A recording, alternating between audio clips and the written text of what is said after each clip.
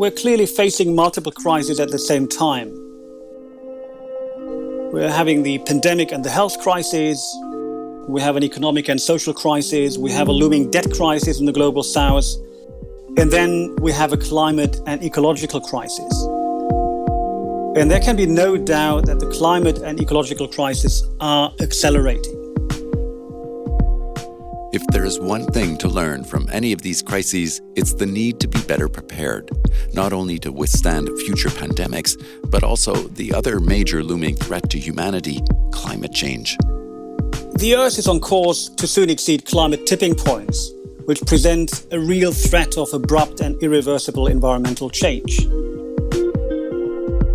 I'm Ulrich Volz. I'm the director of the SOAS Centre for Sustainable Finance at SOAS University of London and also a senior research fellow at the German Development Institute. And I'm Bruce Edwards. Welcome to this podcast produced by the International Monetary Fund. Despite warnings from scientists about the risks of a pandemic, the world was simply unprepared for this one. And Ulrich Volz says the same is true for climate change.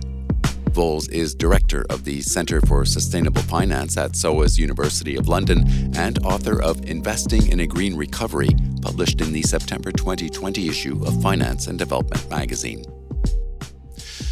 So the current crisis that everyone is focused on right now is the pandemic, of course.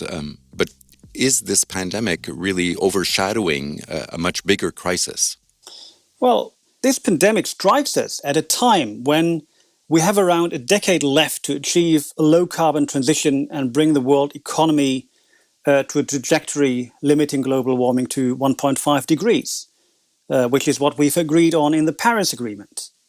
So we essentially have a very short time span to avoid catastrophic global warming, and it's therefore absolutely imperative that the various crisis responses that we engineer now amount to a transformative policy response that will help us also to address these longer-term crises.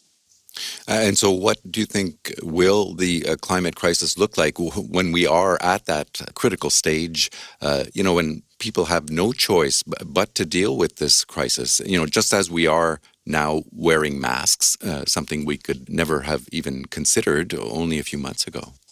We're already getting a foretaste of the climate crisis, not only with the COVID pandemic, and it's important to note that many of the root causes of climate change are also increasing the risk of pandemics. So this will not be the last pandemic we are going to see probably in our lifetimes. But we're also seeing things like the recent wildfires in Australia, California, or, Philippines was just hit by a massive typhoon. Last month, we've had huge landslides and floods in Vietnam. So there already is an increase in the number and intensity of storms and droughts and other climate-related disasters that really show that the problem has arrived already. But the problem is it will get much worse. Also the heat waves we've been witnessing, and this is basically going to be the new normal. And it will look different in different places, but there will be few places that will not really feel it. So do you think that this pandemic may shift our thinking? I mean, will people be more amenable, do you think, to preventative climate policy than they were perhaps pre-pandemic? One would hope so. I think already last year, with some very severe climate problems, heat waves in Europe and North America, then the wildfires in Australia at the beginning of the year, made people to realize that climate change is real, that it's not just something for some faraway, poor developing countries which will be hit hard, but this will also hit people in Europe, in America, and everywhere, basically. And the pandemic certainly has strengthened the feeling of vulnerability. And I think a lot of people have realized that we need to become more resilient, that our economies, our societies need to be more resilient, and we need to invest in this resilience. So we need to change the ways we're going about these problems and have a more long-term thinking. But long-term thinking, political objectives are very short-term, and we're highly aware of that, especially right now. While avoiding a climate crisis, as you just mentioned there, takes a long-term approach, how do you overcome the political barriers to green policy? Well, clearly, the short-term crisis responses we have to engineer now need to be aimed at protecting jobs and boosting the recovery, but they also need to be coupled with longer-term strategic policy goals, such as mitigating climate change and shoring up adaptive capacities and boosting resilience. So, as much as possible, we need to use the economic stimulus now and the recovery measures to strengthen the resilience of our economies and help a just transition. And I think it's very important to highlight time and again that there is no trade-off between choosing a sustainable recovery, a green recovery, however you want to call it, and economic progress and development. Many green technologies have matured, and low carbon energy, for example, is now in most cases cheaper than fossil fuel-based energy.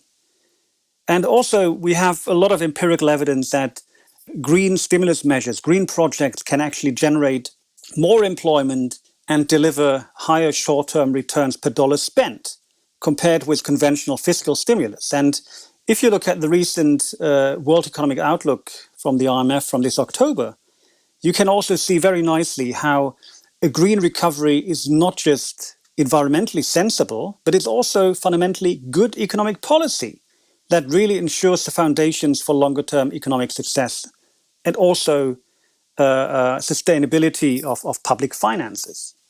Yeah, as you just mentioned there, that economists are talking about how a green recovery will at least potentially create more jobs. Can you give us an example, perhaps, of a green project that has delivered some of those short-term returns? Well, I think one nice example, is retrofitting houses. So to reduce carbon emissions, it will be crucial that we retrofit houses, that we reduce emissions from building stock. And these are crucial areas that need to be worked on to achieve our climate goals. And they are very labor intensive. Yeah? So I think that's a nice example. But also take energy. Renewable energy is actually much more labor intensive than fossil fuel based energy. So there are a lot of areas where you can really make a difference, both in terms of employment generation, but also emissions reduction. So the issue of financing the Sustainable Development Goals was challenging from the very beginning for many countries, especially developing countries pre-pandemic.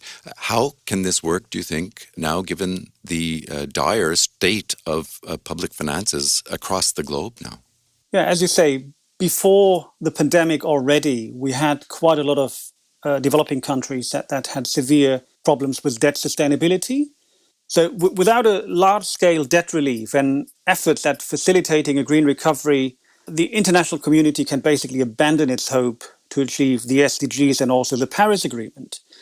But besides debt relief, which also needs to involve private creditors, I think, we need new liquidity. So we should again bring back on the table the issue of issuing new special drawing rights, also a reallocation of unused special drawing rights in developed countries. We need to have a discussion about scaling up the lending capacity of multilateral development banks so that there really is also fresh money coming to support governments of developing countries that crucially need the support so that they can invest in a green and sustainable recovery. And you talk about, in this article in Finance and Development magazine, you talk about the importance of assessing climate risks within the financial sector, as a means to help convince investors that green investments are the most sustainable. But do you worry that may chase investment away from those climate vulnerable developing countries that need it the most? I do.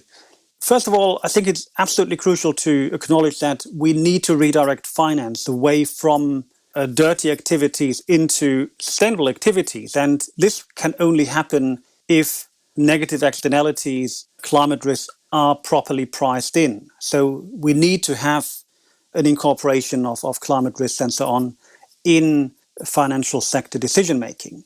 But as you say, those countries that are most at risk of climate change are likely to see adverse effects. So the sad reality is that the impact of climate change is the greatest in the countries that have contributed the least to global warming. And we already can see now that climate vulnerable developing countries are having to pay a climate risk premium in their borrowing from international capital markets. And there is indeed a risk that with greater awareness in financial markets of climate risks, that these climate risk premia will further rise. And so this would make cost of capital more expensive for governments and also for private corporations. And we've produced empirical evidence that this is already the case. But the conclusion, I think, is that we need to provide more support to climate vulnerable developing countries so that they can invest in adaptation, that they can invest in resilience in order to avoid this potentially vicious circle where greater climate vulnerability and greater awareness of these climate risks leads to higher cost of capital, less fiscal space for investment in resilience and so on, which would set them on a downward slope. And we need more support from the international community through public development banks, help these countries invest in resilience. And we know that greater resilience will help to bring down the vulnerability and the cost of capital. So, I mean, we're talking about a green recovery here from the extremely detrimental economic impact of the pandemic. In your mind, what does a green recovery look like? And how do we avoid slipping back into that quick and dirty approach rather than the longer-term green and clean, given the grim state of public finances coming out of this pandemic? We clearly need to prioritize spending into areas that contribute to sustainable development. So it's not about adding a little bit green here or there. I think we really need to mainstream sustainability in public finances. And this sounds very abstract, but we need to align the tax system with sustainability goals. We need to phase out fossil fuel subsidies, which are still at a very high level around the world. We need to make sure that governments and the budgeting process incorporates climate risks and sustainability risks.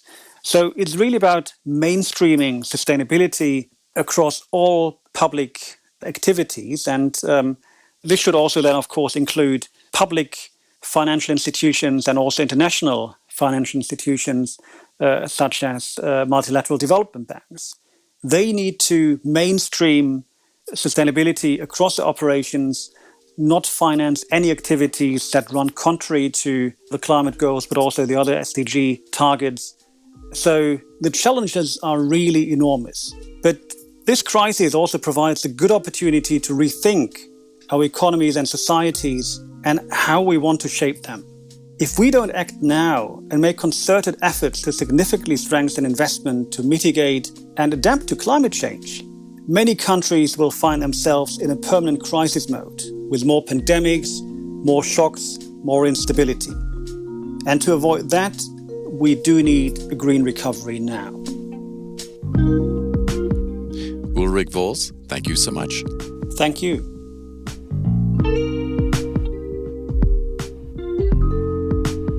Ulrich Volz is director of the Centre for Sustainable Finance at SOAS University of London and senior research fellow at the German Development Institute. Look for his article on investing in a green recovery published in the September 2020 issue of Finance and Development magazine. Go to imf.org/FND to read it online or download the Finance and Development app to read it on your mobile device. And look for other IMF podcasts wherever you get your podcasts. And don't forget to subscribe. You can also follow us on Twitter at IMF_podcast. Thanks for listening.